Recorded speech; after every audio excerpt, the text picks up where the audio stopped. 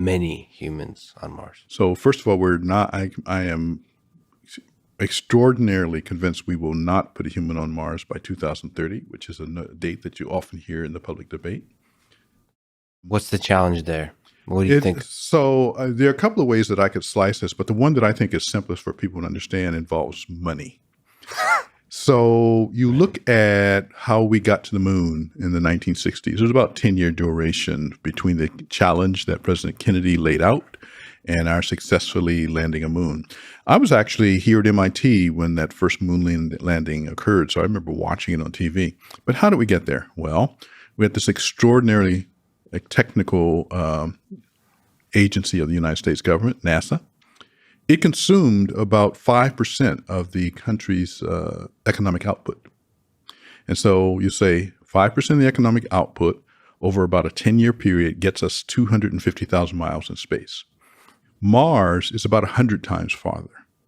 So you have at least 100 times the challenge, and we're spending about 1/10 of the funds that we spent then as a government. So my claim is that it's at least 1,000 times harder for me to imagine us getting to Mars by 2030. And he had that part that you mentioned in the speech that I just have to throw in there of JFK, of we do these things not because they're easy, but because they're hard. Yep. That's such a beautiful line that I would love to hear a modern president say about a scientific endeavor. Well, one day we live in hope that such a president will arise for our nation. But even if, like I said, even if you fix the technical problems, the biological engineering that I worry most about. However, I'm going to go out on a limb here.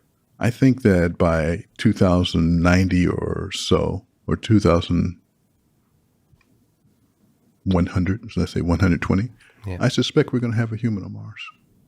Wow. So you think that many years out? First, a few tangents. You said bioengineering as a challenge. What's the challenge there? So, as I said, the real problem with interstellar travel, aside from the technology challenges, the real problem is radiation. And how do you engineer either an environment or a body? Because we see rapid advances going on in bioengineering. How do you engineer either a ship or a body so that some person that's recognizably human will survive the rigors of interplanetary space travel? It's much more difficult than most people seem to take into account.